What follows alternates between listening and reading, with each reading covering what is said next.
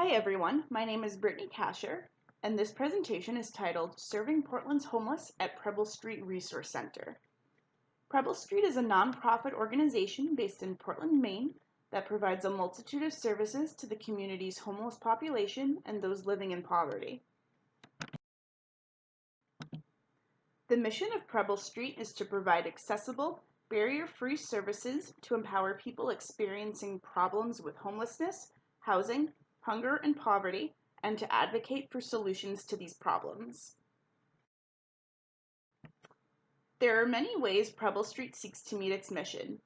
The Resource Center is the hub of services for Portland's homeless population. Services available there include a clothing closet, soup kitchen and food pantry, and casework. Caseworkers meet with individuals to help them gain access to many area services, including medical, mental health, and substance abuse providers. They also support individuals in their searches for jobs and permanent housing. I'll talk more about the soup kitchen in the rest of the presentation. The Teen Center serves homeless and runaway teenagers, providing them with shelter, food, and targeted casework services in a location separate from the larger resource center. Preble Street's housing services works to find permanent homes for the chronically homeless.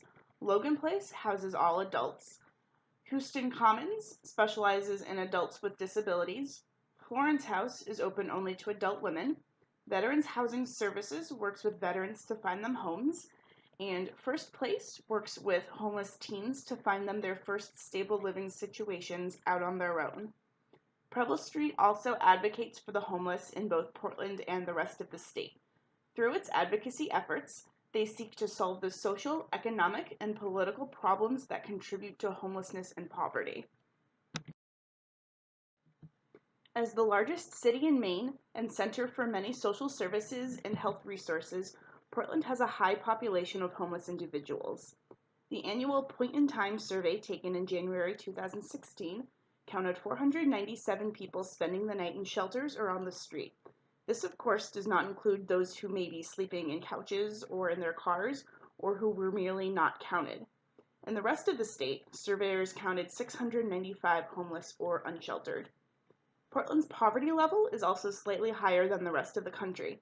19.7% of the city lives below the poverty level, compared to only 12.7% of the whole country. The main soup kitchen is located in the lower level of the Resource Center with its own separate entrance. Those looking to eat there often line up against the building over an hour before the meals begin.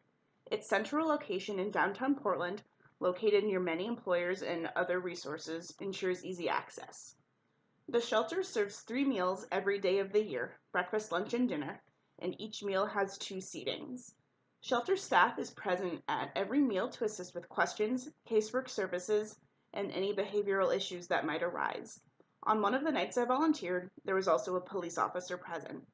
In all, Preble Street serves over 1,100 meals each day between its 8 kitchens. That's over 500,000 meals a year. Signing up to be a volunteer at the soup kitchen was a very simple process, a testament to how vital volunteers are to ensure that food is prepared and served efficiently. An online portal lets volunteers choose shifts they want to work. Each shift, whether breakfast, lunch, or dinner, lasts for 3 hours and involves preparation before the meals and cleanup afterward. There are about 10 to 12 volunteer slots per shift. The volunteers I worked with were as diverse as the people we served meals to. I worked with 2 different church groups, and a member of one of those groups is actually a patron of mine, so it was neat to interact with her in this very different setting. One man that I worked with during one shift had been volunteering every week for 4 years, and it showed because he was able to come up with this salad that everybody just ate right up. One family was from out of town and made it a goal of theirs to volunteer wherever they visited. I also worked with other students who were completing community service hours. No matter their background, all of the people I worked with were very welcoming and grateful to have me there. The largest volunteer duty I encountered involved cooking the meals we were about to serve. During the dinner shifts I worked at, we chopped vegetables, prepared salads, and cooked larger dishes. Cooking also sometimes involved preparing for the following day's meals.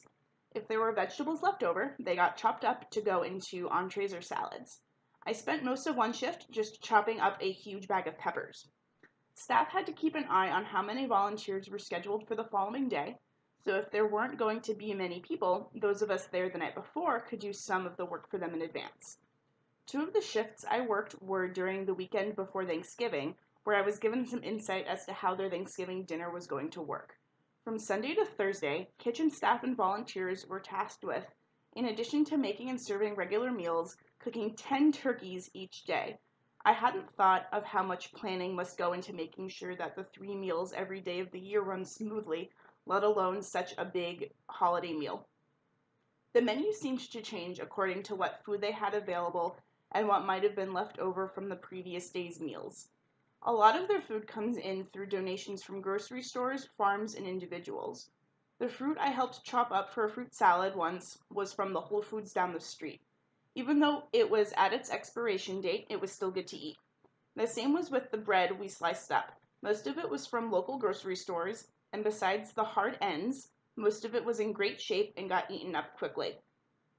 As far as actually serving the meals went, about 5 volunteers dished out fruit, salad, entrees, sides, and bread. I served twice, once passing out bread and the other spooning out a side dish of rice and lentils. When I first started, I was worried about how much to give each person.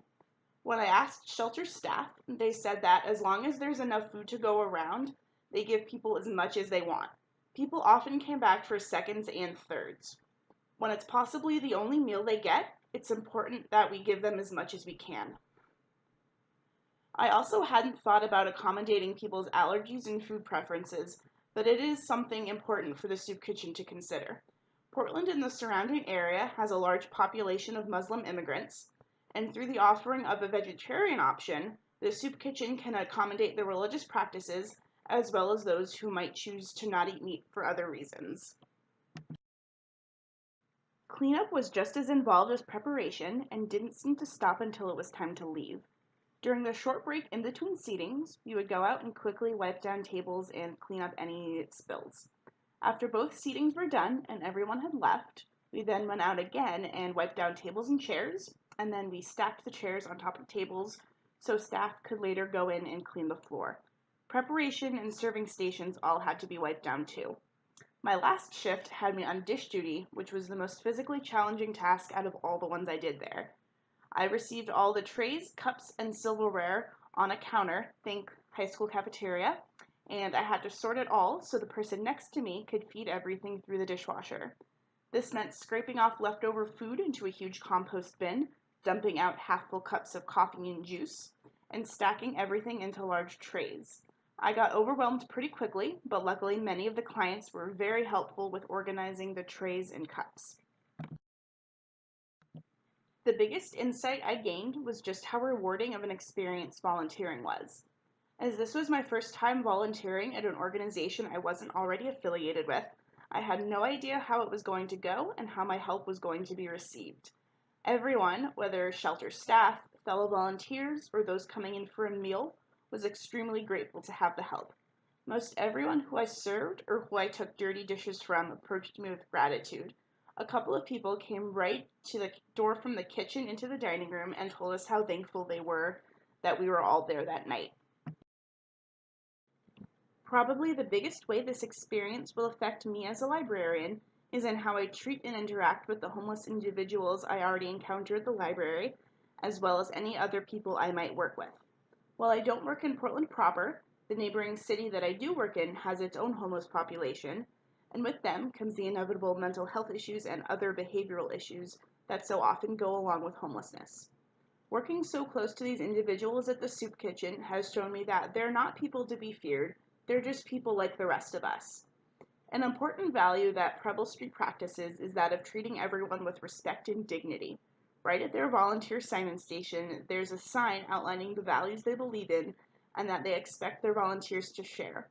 They also provide volunteer expectations on their website. So many of these expectations, like try to just listen, can also be applied to library work. I have so many patrons who come up to the desk and talk to me for long periods of time. Sometimes they apologize for what they claim is taking up my time as they're leaving. And sometimes I probably do come across as impatient while they're telling me a story or giving me a review of the book they just brought back. This experience has taught me that I might be one of the only people they get the opportunity to talk to, and that I really should try to engage in those conversations as much as possible.